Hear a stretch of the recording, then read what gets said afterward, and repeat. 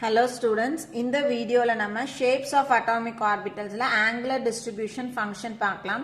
So இது வந்துட்டு last video வினுடைய continuation. Last video la வந்து நம்ம radial distribution functions பார்த்திருப்போம். இதுல நம்ம angular பார்க்க போறோம். So angular distribution function அப்படின்றது ஒரு orbital னுடைய different orientations, different directions பத்தி நம்மளுக்கு சொல்லுது. அதனால அதை வச்சு நம்ம என்ன பண்றோம், atomic orbitals னுடைய shape நம்ம சொல்றோம். சோ நம்ம என்னென்ன அட்டாமிக் ஆர்பிட்டல்ஸ் பார்க்க போறோம் அப்படின்னா s orbital, p, d, f இந்த நாலு ஆர்பிட்டல்ஸ் பத்தி பார்க்க போறோம். அதனுடைய ஷேப்ஸ் எப்படி இருக்குது அப்படின்றத பார்க்க போறோம். சோ ஃபர்ஸ்ட் நம்ம s ஆர்பிட்டல் எடுத்துக்கலாம். சோ s ஆர்பிட்டல் அப்படின்னு எடுத்தோம்னா சோ s அப்படின்றதுக்கு l வேல்யூ நம்ம எவ்வளவு எழுதுவோம், 0. L ஓட வேல்யூ 0வா இருந்துச்சு அப்படின்னா நம்ம அதை s ஆர்பிட்டல் அப்படின்னு எழுதுறோம். So L is equal to 0 அப்படின்னா m ஓட வேல்யூவும் 0. சோ ஏன் வந்து நம்ம m க்கு 0 அப்படின்னு கொடுக்கறோம்னா இந்த ஆர்பிட்டல், இந்த s ஆர்பிட்டலை எடுத்துன்னு போயிட்டு நம்ம ஒரு மேக்னெட்டிக் ஃபீல்டுல வைக்கும் பொழுது அது எந்த ஓரியன்டேஷனும் நம்மளுக்கு காமிக்காது, அதாவது எந்த ஸ்பெசிபிக் டைரக்ஷன்லயும் ஓரியன்ட் ஆகாது. சோ அதனால சோ இது உள்ள இருக்கக்கூடிய அந்த எலக்ட்ரான்ஸ் பார்த்தோம் அப்படின்னா யூனிஃபார்மா என்ன பண்ணிருக்கோம், டிஸ்ட்ரிபியூட் ஆயிருக்கிறதுனால எந்த ஸ்பெசிபிக் ஓரியன்டேஷனும் இது காமிக்கிறதுல. அப்போ நம்ம வந்து ஒரு நியூக்ளியஸ்ல இருந்து எலக்ட்ரானை பார்க்குறோம் அப்படின்னா அந்த எலக்ட்ரான் அப்படின்றது it is independent of direction நம்ம சொல்லலாம். ஸோ ஸ்பெசிஃபிக்கா இந்த இடத்துல தான் எலக்ட்ரான் இருக்கு அப்படின்னு நம்மளால என்ன பண்ண முடியாது, சொல்ல முடியாது. ஏன்னா இது வந்து எந்த டைரக்ஷனையும் நம்மளுக்கு காமிக்காததுனால எலக்ட்ரான் டென்சிட்டி பர்டிகுலர் டைரக்ஷன்ல இருக்குன்னு நம்ம சொல்றது இல்ல. அதனால s ஆர்பிட்டலை நம்ம என்ன ஷேப்ல கன்சிடர் பண்றோம் அப்படின்னா ஸ்பெரிக்கல் ஷேப்ல எடுத்துக்கிறோம். ஸோ s ஆர்பிட்டலை நம்ம ஸ்பெரிக்கல் ஃபார்ம்ல எடுத்துக்கிறோம். So it is spherical in shape, ஒரு பால் மாதிரி இருக்கு. இப்போ நம்ம வந்து ஒரு s ஆர்பிட்டல்ல 1s ஆர்பிட்டல் எப்படி இருக்க போகுது, 2s ஆர்பிட்டல் எப்படி இருக்க போகுதுன்னு பார்க்கலாம். ஸோ ஜென்ரலா s ஆர்பிட்டல் அப்படின்னா நம்ம என்ன பண்ணுவோம், ஒரு சர்க்கிள் போடுவோம். இதுல 3 ஆக்சஸ் போட போறோம். So z, y access, x access. So ஜென்ரலாக ஒரு s ஆர்பிட்டலை நம்ம இப்படி தான் வந்துட்டு ரெப்ரசன்ட் பண்ணுறோம். இப்போ நம்ம வந்துட்டு ஒரு 1s ஆர்பிட்டல் எப்படி இருக்குதுன்னு பார்க்கலாம். So 1s orbital.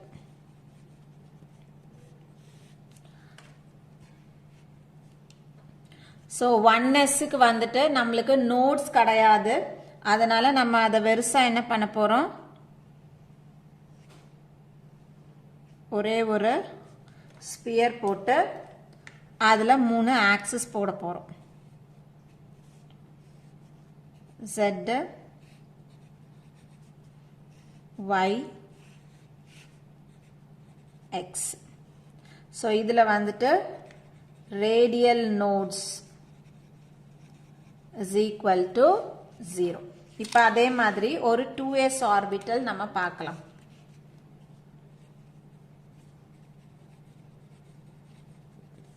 So 2s orbital அப்படின்னா அதில் இருக்கக்கூடிய ரேடியல் நோட்ஸ் என்னவா இருக்கும், என்ன ஃபார்முலா நம்ம எஸ்ஸுக்கு வந்து எடுக்கிறோம் அப்படின்னா n-1ன்னு எடுக்கணும். ஸோ இந்த இடத்துல n is equal to 2. So 2 - 1 which is equal to 1. So radial notes இதில் எத்தனை இருக்க போகுது அப்படின்னா ஒரு ரேடியல் நோடு இருக்க போகுது. ஸோ நம்ம வந்து இதை எப்படி போடலாம், நடுவில் வந்துட்டு நியூக்ளியஸ், இது நியூக்ளியஸ். நியூக்ளியஸை சுற்றி நம்ம என்ன பண்ண போகிறோம், எலக்ட்ரான் டென்சிட்டி போடுறோம்.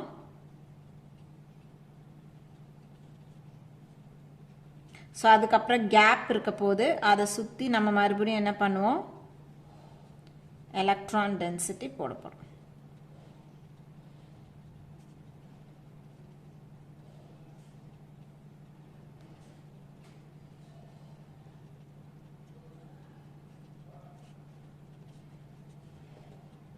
ஸோ 1s கம்பேர் பண்ணும்போது 2s சைஸ் எப்படி இருக்கும், கொஞ்சம் பெருசா இருக்கும்.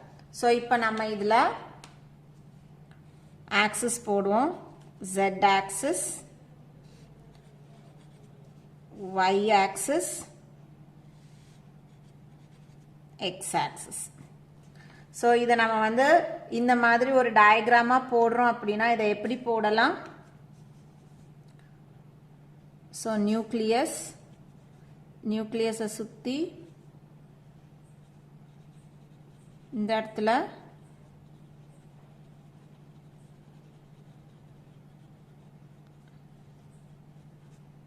அதுக்கப்புறம்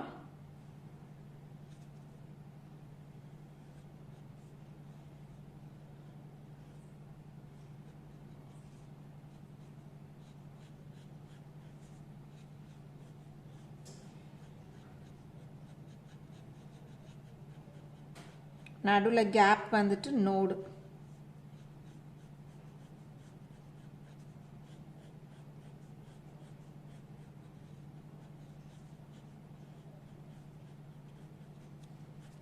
ஸோ இது வந்துட்டு 2s z axis, y axis, x axis. So இதில் வந்துட்டு நம்மளுக்கு இன்னொரு கொஸ்டின் கேட்பாங்க. எப்படி ரேடியல் நோட் கண்டுபிடிக்க சொல்கிறாங்களோ அதே மாதிரி ஆங்குலார் நோடுனா என்னன்னு கேட்பாங்க. ஸோ ஏதாவது ஆர்பிட்டல்ஸ் கொடுத்துட்டு calculate the radial nodes and angular nodesன்னு கேட்பாங்க. ஸோ ரேடியல் நோட்னா நம்மளுக்கு ஃபார்முலா தெரியும், n-1. ஆங்குலார் நோட் அப்படின்றது எல்லோட வேல்யூ என்னவோ அதுதான் வந்து angular node. So angular node is equal to L. So இதனுடைய எல் என்னது? எஸ். எஸ் அப்படின்னா நம்ம என்ன வேல்யூ கொடுப்போம்? 0ன்னு கொடுப்போம். So angular node is equal to இங்கே எவ்வளோ அப்படின்னா 0. ஸோ இந்த பக்கம் நம்ம எழுதுவோம் எப்பவும் எழுதுற மாதிரி. ஸோ ரெஃபரன்ஸ்க்காக எல்லோட வேல்யூ 0வா இருந்துச்சுன்னா எஸ், 1ஆ இருந்தா பி, 2ஆ இருந்தா டி, 3ஆ இருந்தா எஃப். ஸோ ஆங்குலார் நோட்ஸ்ன்னு கேட்டுட்டாங்கன்னா அந்த ஆர்பிட்டல்னுடைய எல் வேல்யூ என்னன்னு பார்க்க போறோம். அந்த வேல்யூவை தான் ஆங்குலார் நோடு நம்ம எழுதுறோம். ஸோ இங்கேயும் அப்போ ஆங்குலார் நோடு என்னவா இருக்கும்? இதுக்கும் ஆங்குலார் நோடு என்னது? ஸோ இங்கேயும் எல்லோட வேல்யூ என்னவா இருக்குது? எஸ் இருக்குது. அதனால எல்லோட வேல்யூ என்னவா இருக்கும்? 0வா இருக்கும். So angular node is equal to 0. So shape of S orbital அப்படின்றது it is spherical in shape. இப்போ அடுத்தது நம்ம p orbital பார்க்கலாம். So p orbitalக்கு Lோட வேல்யூ எவ்வளவா இருக்கணும்? Lோட வேல்யூ p orbitalக்கு எவ்வளோ?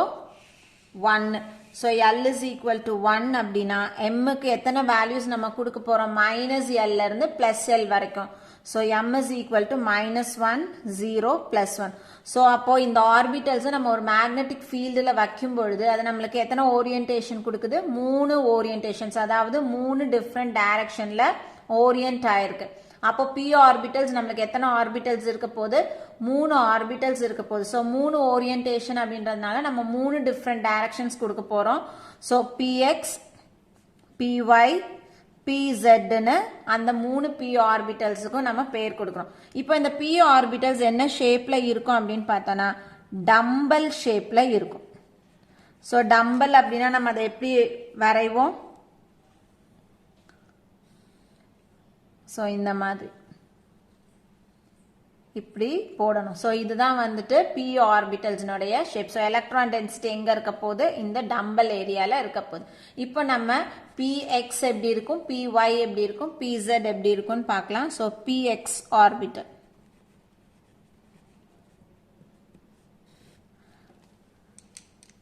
ஸோ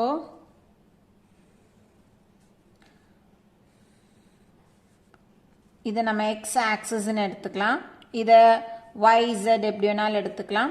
ஸோ இப்போ இந்த இடத்துல பார்த்தோம்னா இது எப்படி இருக்கும்? x ஆக்சிஸ்ல டம்பிள் இருக்கும். சரியா? px அப்படின்னா இந்த x ஆக்சிஸ்ல நம்ம என்ன போடணும்? இந்த டம்பிள் போடணும். ஸோ இதுதான் வந்துட்டு px. அப்போ py எப்படி இருக்கும்?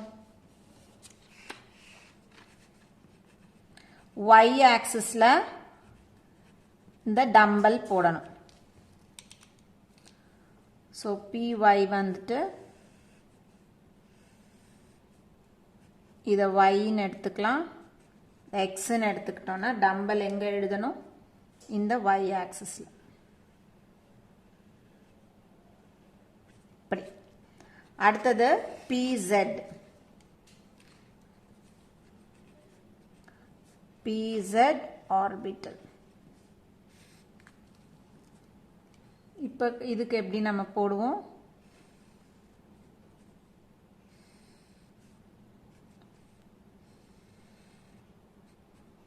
ஸோ இதை z ஆக்சிஸ்ன்னு எடுத்துக்கிட்டோம்னா இந்த டம்பல் எப்படி போடணும்? இந்த ஆக்சிஸில் இப்படி போடணும், இப்படி போடும். ஸோ இதுதான் வந்து px, py, pz. ஸோ எந்த டைரக்ஷனில் நம்ம x எடுத்துக்கிறோமோ அந்த சைடு டம்பிள் போட்டோன்னா அது px, எந்த ஆக்சிஸ் y எடுத்துக்கிறோமோ அந்த பக்கம் டம்பிள் போட்டோன்னா py. அதே மாதிரி தான் z இருக்கும். இப்போ இதுக்கு அதே மாதிரி நம்ம வந்துட்டு ஆங்குலார் நோடு எழுதலாம். ஸோ ஆங்குலார் நோட்ஸ் எழுதுறோம் அப்படின்னா ஆங்குலார் நோடோட வேல்யூ எவ்வளவா இருக்கும்? L எவ்வளோ இங்கே 1. So L is equal to 1. So angular நோடுனுடைய வேல்யூ p ஆர்பிட்டல்ஸ்க்கு எவ்வளோ இருக்குது அப்படின்னா 1ன்னு இருக்கும். ஸோ அடுத்தது நம்ம பார்க்க வேண்டியது d ஆர்பிட்டல்ஸ் பார்க்கணும். ஸோ அடுத்தது நம்ம பார்க்க போகிறது d ஆர்பிட்டல்ஸ் பார்க்குறோம். ஸோ d ஆர்பிட்டல்ஸில் எல்லோட வேல்யூ எவ்வளோ இருக்க போகுது? 2ன்னு இருக்க போகுது. ஸோ எம்முக்கு வேல்யூஸ் எதுலேருந்து எது வரைக்கும் இருக்கும்? -2லேருந்து +2 வரைக்கும் இருக்கும். ஸோ -2, -1, 0, +1, +2. ஸோ அப்போ மேக்னெட்டிக் ஃபீல்டில் d ஆர்பிட்டல்ஸை பிளேஸ் பண்ணும்பொழுது அது நம்மளுக்கு எத்தனை டைரக்ஷன் ஓரியன்டேஷன்ஸ் கொடுக்குது அப்படின்னா 5 டிஃப்ரெண்ட் ஓரியன்டேஷன்ஸ் கொடுக்குது. அப்போ நம்மளுக்கு d ஆர்பிட்டல்ஸில் மொத்தம் 5 ஆர்பிட்டல்ஸ் இருக்க போகுது. அது என்னென்ன அப்படின்னு பார்க்கலாம். dxy, dyz, dxz, dx² - y², dz². So இந்த 5 ஓரியன்டேஷன்ஸ்க்கும் நம்ம 5 டிஃப்ரெண்ட் பேர் கொடுத்துருக்கோம். இப்போ இதில் ஒன்னொன்னுத்தினுடைய ஸ்ட்ரக்சர் நம்ம பார்க்க போகிறோம். ஜென்ரலாக d ஆர்பிட்டல்ஸ் அப்படின்றது கிளவர் ஷேப்பில் இருக்கக்கூடிய ஆர்பிட்டல்ஸ். ஸோ கிளவர் ஷேப் எப்படி இருக்கும்? கிளவர் ஷேப் அப்படின்னா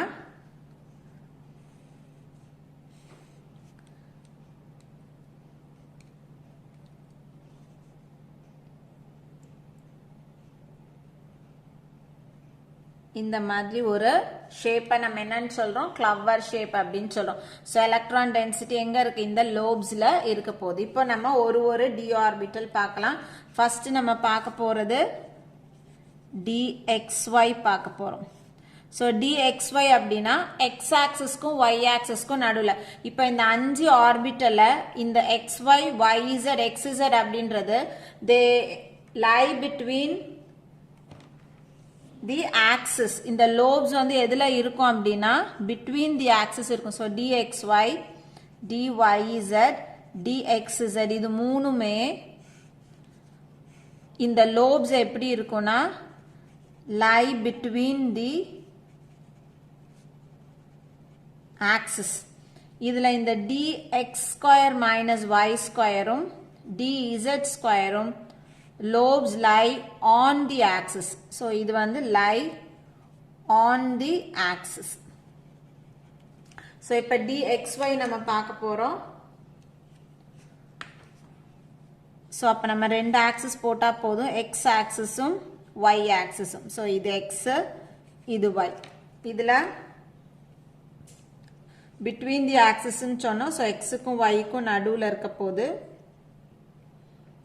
ஸோ லோப்ஸ் போடும்போது அப்படியே ஒட்டி ஒட்டி போடணும், கேப் இல்லாம ஒட்டி ஒட்டி போடணும். அடுத்தது dyz. அப்ப இதுக்கு வந்து வெறும் y-யும் z ஆக்சிஸ் மட்டும் போட்டா போதும்.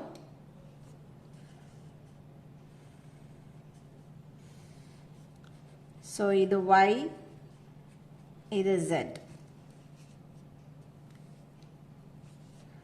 So between the axis போட போறோம்.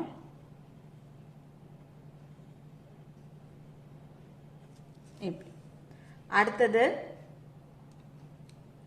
dxz. இதுவும் between the axis தான். So நம்ம போட வேண்டிய ரெண்டு ஆக்சிஸ் வந்து x-உம் z-உம். So between the axis எல்லா லோப்ஸும் ஒன்னோட ஒன்று ஒட்டிட்டு இருக்க மாதிரி போடணும். அடுத்தது dx square minus y square. So இதுல x axis y axis போடணும். Lobes வந்து on the axis போடணும். So இது x, இது y. So இப்ப lobes நம்ம எப்படி போட போறோம்? இதுக்கு மேலையும் இதுலையும். So இப்படி.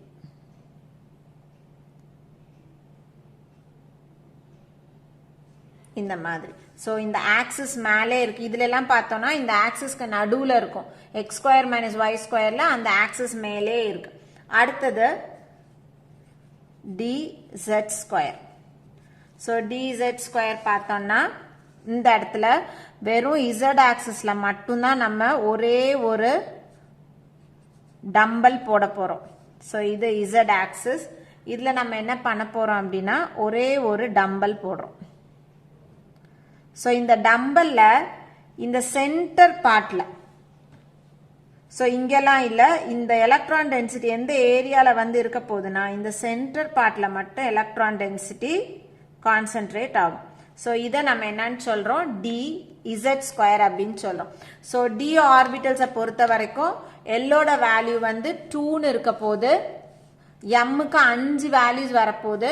ஸோ 5 ஆர்பிட்டல்ஸ், அதுல dxy, yz, zx வந்து இந்த பிட்வீன் த லோப்ஸ்ல இருக்க போது, dx ஸ்கொயர் மைனஸ் y ஸ்கொயரும் dz ஸ்கொயரும் ஆன் த ஆக்சிஸ்ல இருக்க போகுது. ஸோ கடைசியா நம்ம பார்க்க போற ஆர்பிட்டல் வந்துட்டு f ஆர்பிட்டல். ஸோ f ஆர்பிட்டலுக்கு வந்து இந்த மாதிரி டயக்ராம் வந்து நம்மளால போட முடியாது. 2 டைமென்ஷனல்லையும் போட முடியாது. 3 டைமென்ஷனல்ல நம்ம புக்ல கொடுத்துருக்காங்க. ஸோ இதுக்கு வந்து வெறும் என்னென்ன ஆர்பிட்டல்ஸ்னா மட்டும் பார்த்தா போதும். So f orbitals. So f orbitals அப்படின்னா எல்லோட வேல்யூ என்னவா இருக்க போகுது? 3ன்னு இருக்க போகுது. அப்ப mக்கு வேல்யூஸ் எதுல இருந்து எது வரைக்கும் இருக்கும்? -3ல இருந்து +3 வரைக்கும். சோ -3, -2, -1, 0, +1, +2, +3. சோ அப்ப இந்த f ஆர்பிட்டலை எடுத்துட்டு போயிட்டு ஒரு மேக்னெட்டிக் ஃபீல்டுல நம்ம வைக்கிறோம் அப்படின்னா அது மொத்தம் எத்தனை ஓரியன்டேஷன்ஸ் காமிக்கும்? 7 டிஃப்ரெண்ட் ஓரியன்டேஷன்ஸ் காமிக்கும். ஸோ அப்போ 7 ஆர்பிட்டல்ஸ், f ஆர்பிட்டல்ஸ் வந்து 7 இருக்க போது. என்னென்ன பேருன்றத மட்டும் நம்ம பார்த்துடலாம். So f x x square minus 3y square. அடுத்தது f y 3x square minus y square. f z x square minus y square. f x y z. f x z square. f y z square. f z cube. So மொத்தம் 7 orbitals இருக்கு. So இவ்வளோதான் வந்துட்டு shape of orbitals. So S orbital அப்படின்னா வந்துட்டு அது வந்து spherical ஷேப்ல இருக்குது. பி ஆர்பிட்டல் வந்துட்டு டம்பல் ஷேப்ல இருக்குது. டி ஆர்பிட்டல் வந்து கிளவர் ஷேப்ல இருக்கு. ஸோ எல்லாருக்கும் ஷேப்ஸ் வந்து புரிஞ்சிருக்கும்னு நினைக்கிறேன். தேங்க்யூ.